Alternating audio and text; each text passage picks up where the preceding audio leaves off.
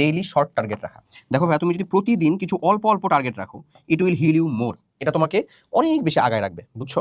অনেক বেশি আগায় রাখবে। শর্ট টার্গেট রাখবা, not too much long. Let's say তোমার ওই যে কাজ ক্ষমতা শক্তি আমাদের অর্ণব ভাই, ধরে নাও তুমি অর্ণব ভাই হচ্ছে তোমাদের এই ক্লাসটা নিছে 4টা পার্টে, প্রত্যেকটা পার্ট 1 থেকে 1 ঘন্টা 15 মিনিট এরকম 4টা পার্টে ক্লাস নিছে। তুমি চিন্তা করতেছো তুমি এইটা হায়ার ম্যাথের জ্যামিতি চ্যাপ্টারটা, তারপরে হচ্ছে পদার্থের গঠন চ্যাপ্টারটা, ওটার ওখানকার একটা করে টপ পার্ট করবা, একটা করে নোট করে একটা করে পার্ট করবা।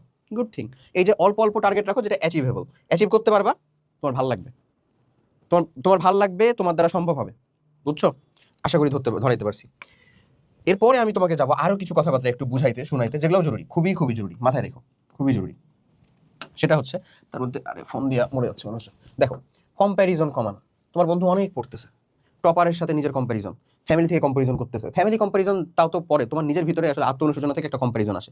এই কম্প্যারিজনটা কমাও, দরকার নাই কে কতক্ষণ পড়তেছে না পড়তেছে এটার সাথে তোমার মিলতে হবে এমন তো কোনো জরুরি কিছু না। ও পড়তেছে পড়ুক, তুমি তোমার সর্বোচ্চটুকু দিচ্ছ?